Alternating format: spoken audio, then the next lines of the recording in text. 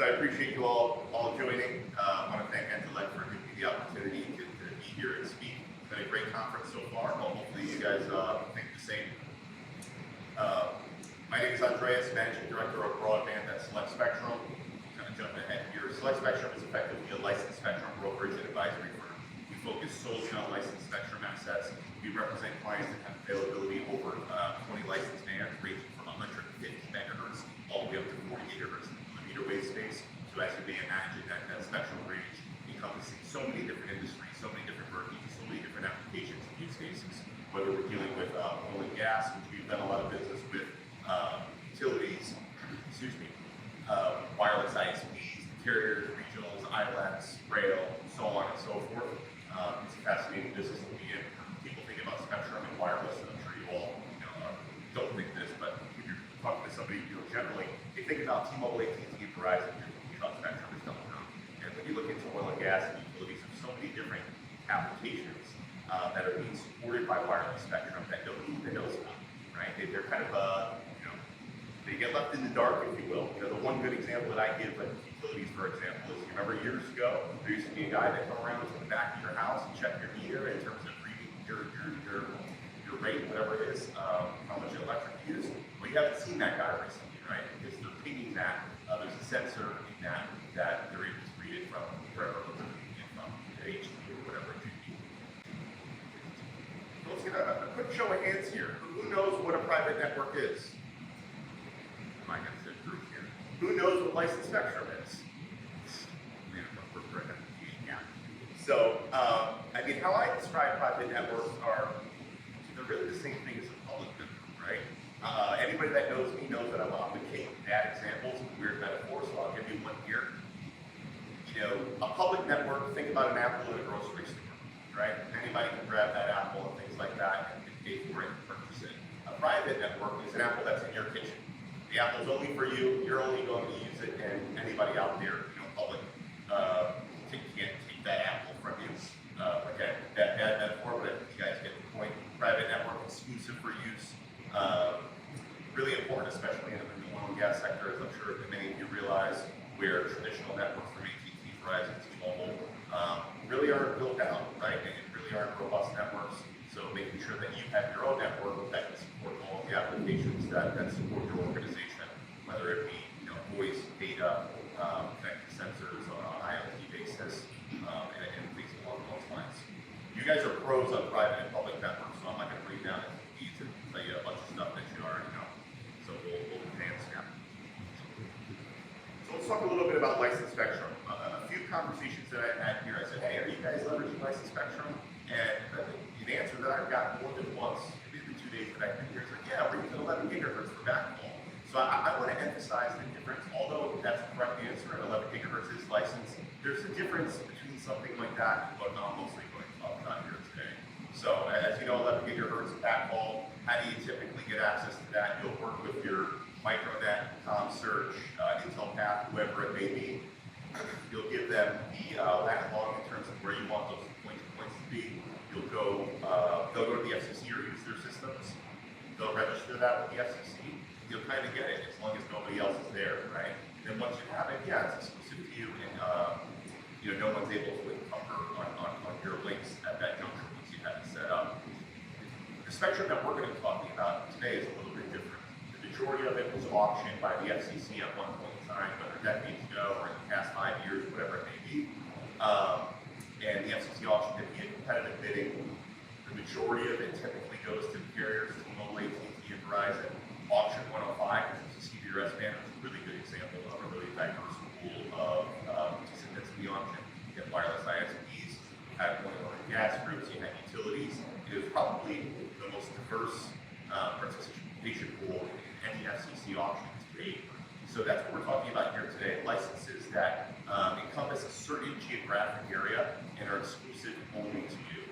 No one can go to the FCC and apply for it, whatever it may be. It's yours, only yours. You can lease it out, you can sell it, sure. But you wouldn't be able to go to the FCC and request something like that, other than maybe something like an STA, which I'm sure you get well familiar with, the experimental licensing test, or whatever it may be. So a few different spectrum ranges. Oh my God, I'm so loud as it is. I'm not even trying to explain. talked about low band, which is typically sub 1 gigahertz. Benefits of low band is going to propagate really, really well. You can get really good coverage at a low band, but it's not going to be able to carry a ton of capacity. You have narrow channels. Now we're going to talk about mid band, which they refer to as Goldilocks of spectrum. It's the perfect blend of capacity and propagation. A really good example of this is CBRS, for example. The power limits are a little bit low in CBRS with restrictions, which limit its propagation. But in the event that the power levels were equivalent to other mid-band outputs in CBRS, it would propagate a lot better than it does.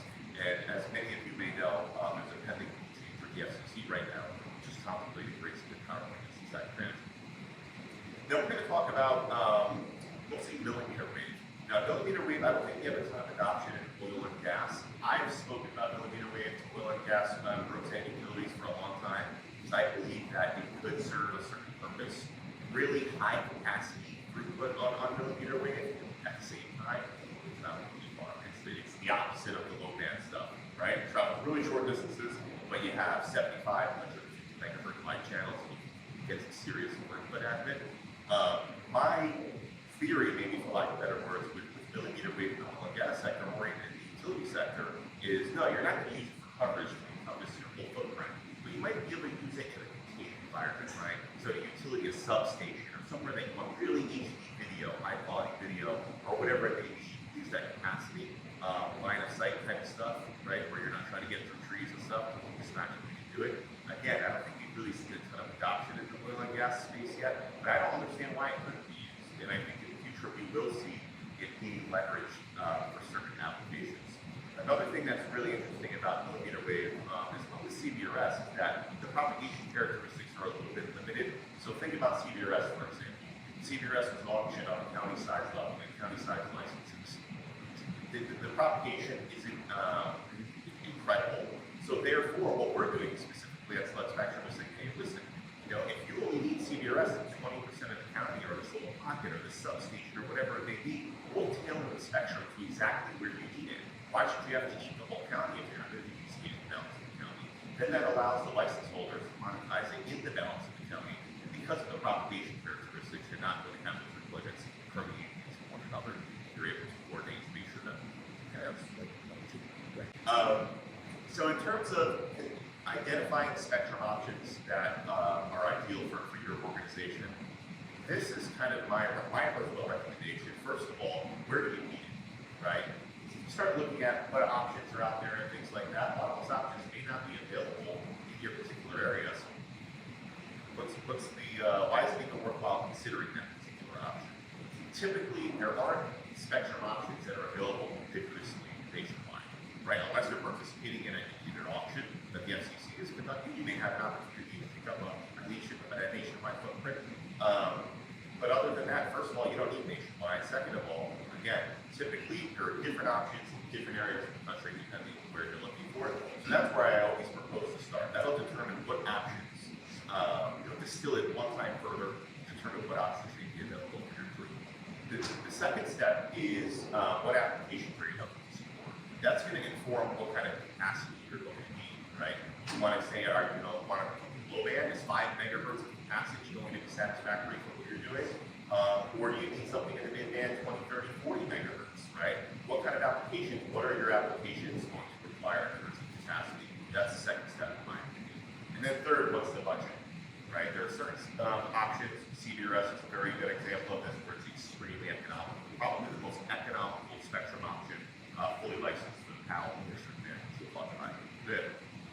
There are other spectrum options that are extremely expensive. And again, why are you going to take up time and resources evaluating that certain option in this way out of your budget from the start? I think once you go through those three things there, at the end, you might come up with one or a couple options that you can focus in on that may be viable in terms of supporting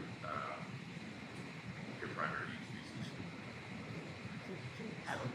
All right, we're going to jump through some case studies here in terms of how licensed spectrum has been leveraged in the oil and gas sector. I'm sure, is everyone familiar with CAMPNet? They're here on the floor, so I'm going to tell you some stuff here. Everything that I'm pulling here is all publicly available information. Their booth is like 2 down from mine, so if you're looking for a little more detailed information, feel free to go visit them. The primary application for TAMTech is mission critical voice of data. And they achieve broadband connectivity for workers' well-being and remote site inspection. It looks like, from what I learned by looking at their marketing collateral, that they're also offering this and reselling it to other users that may use it in their operations. They're using LTE, and TAMTech has actually CBRS, and they're also leveraging millimeter wave technology in the Gulf.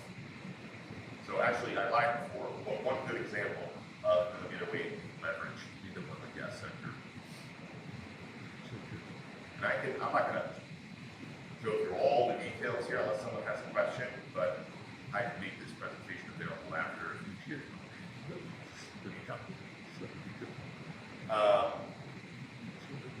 Second one here is on behalf of PK Solutions. So safety-focused IoT devices, wearables for tracking biometric and gas-related data, as well as real-time video footage. PK Solutions is working with Nokia as it relates to their private LTE system, and they're also working with Cradlepoint as it relates to their ruggedized router solutions. They are using CBRS, which again, I think we'll get a little more detail about CBRS in a subsequent slide. Next, we have Chevron, whose primary application is safety for business-critical operations. They're looking for some reliable wireless connectivity to support safety and productivity in hazardous industrial environments. They are also leveraging CBRS and also working with Nokia, as well as Control. There's a lot of really good PR that's really easy to come across as it relates to this case study, and that's available publicly online.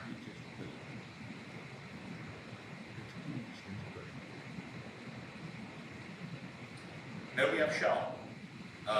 This is not in the U.S. This is actually in Nigeria, but nonetheless, utilizing private LTE in the equivalent of CBRS that's over there. It's not called CBRS, but frequency-wise, it's the same frequency, the 3.5 gigahertz band. They're also leveraging 2.4 gigahertz, which here in the U.S. is a licensed spectrum. This is leverage. I'm going to pause really quick to talk about unlicensed spectrum. How many folks in the room are using unlicensed? And I would imagine that in some of these areas that are somewhat rural, it works quite well, right? You're not really seeing a ton of interference and things like that. I'm sure here and there you get some, maybe some wireless ISPs or something like that. But other than that, I think in rural areas, unlicensed works a lot better naturally than if you're in an urban environment, right? Where you see a lot of interference. Then we got a few more here. Okay, I'm going to take you to deep into the weeds, but Phillips 66, private LTE, working with Verizon and Ericsson. You have Marathon Petroleum, Gulf Coast, same thing, private LTE, fully licensed. It looks like they are leveraging some of Verizon's carrier grade services, but less so getting SIMs from Verizon, and more so Verizon kind of slicing off a piece of their capacity and offering it to them, so they have a true. They're almost like leasing the spectrum from Verizon. Got it. And then you got ExxonMobil leveraging private LTE and using Canvas in remote fields, and they're also working with AT&T, Nokia, and Federated Wireless, who is the SaaS in the CBRS, one of the SaaS in the CBRS, which we discussed here in a bit. So a ton of organizations in the oil and gas sector that are seeing really significant benefits by leveraging private LTE, a lot of cost benefit, a lot of savings. And a lot of control over their network and data. Now that's one thing that's really important. You get a carrier-grade solution, sure.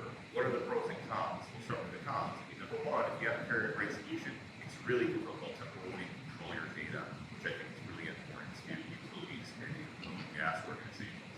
That's going to be tough. They're not going to give you all that data in that way. Second thing, in certain markets, I mean, you're going to be competing with all the consumers that are on that network, right? Rather than that network being exclusive to you, supporting your mission-critical applications, you're going to be competing with all the consumer traffic that are across these networks. Some of the pros, really easy to light it up, right? They have an infrastructure that's usually erected. Again, the speeds market will be probably significantly faster. In the short term, maybe a little bit cheaper, and the longer term, probably not. So,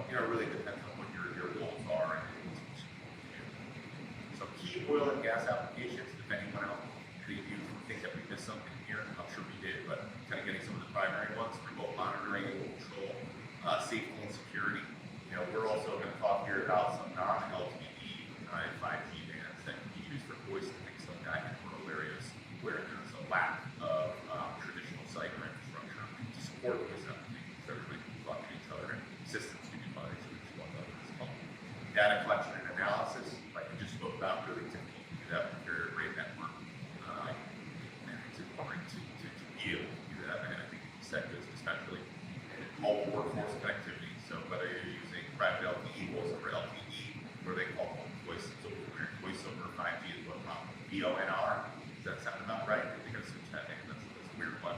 And you can also look at things like LMR and these proprietary things, not using environmental monitoring, supply chain management, and emergency response, which also goes into that. Any big ones I think we missed here on the slide? No.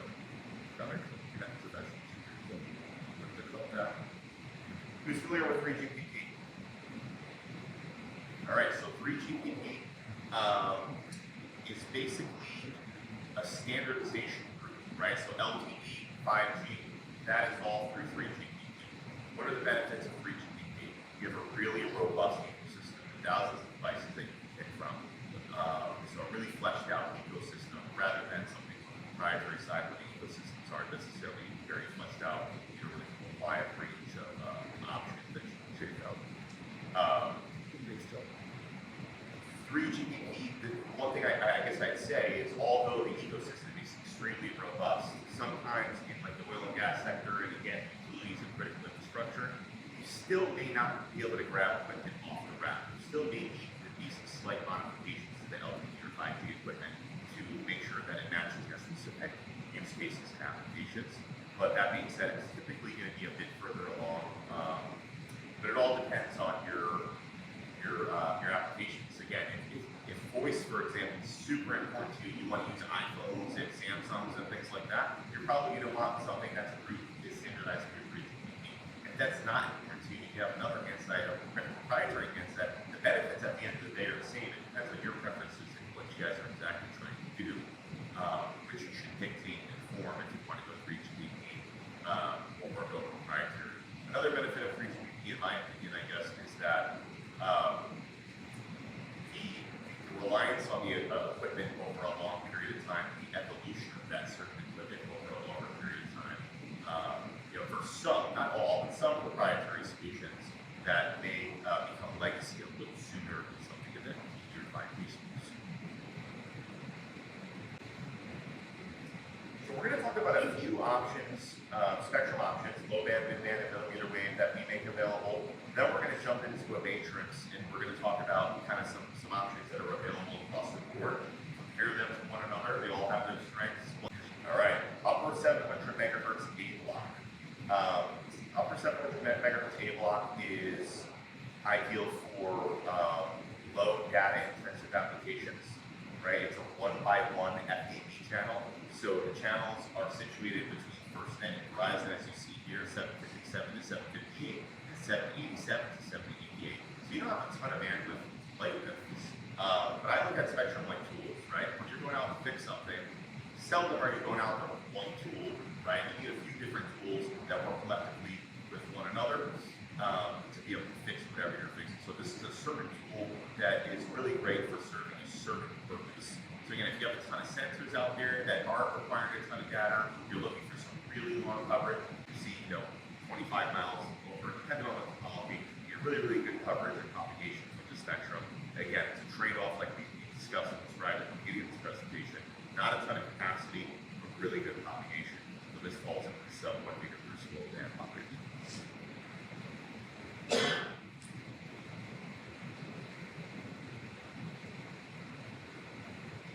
I think I just hit some of that stuff here, but maybe a few things that are mentioned.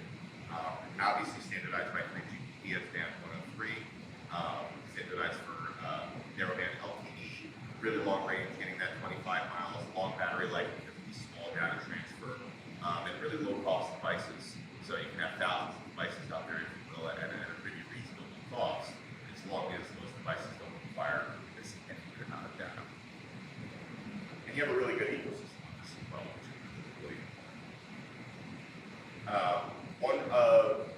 Anybody from enterprise products here in the room? Everybody familiar with enterprise products? So enterprise products purchase the spectrum for a fixed data radio system, serving its energy midstream operations in rural Southwest Texas and New Mexico, and they use it to monitor and control the pipeline transportation of oil and natural gas. They got it all here in the Southwest Texas area, and they've been leveraging the spectrum for quite a few years. So someone has actually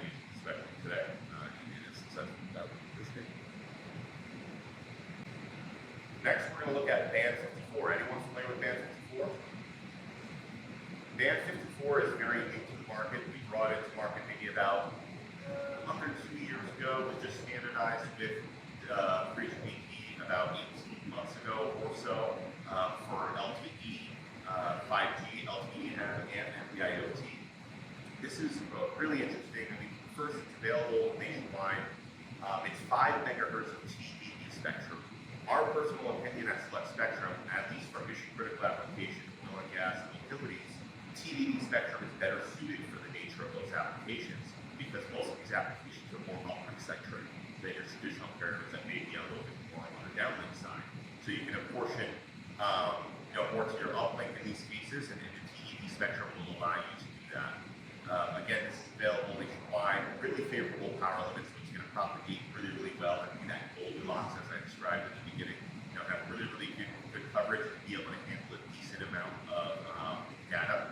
There is a current NPRM on this band as well that contemplates increasing that 5 megahertz of TDD to 10 megahertz of TDD. So you see just adjacent to the band 54, the band plan, we have NPRM, so 1675 to 1680.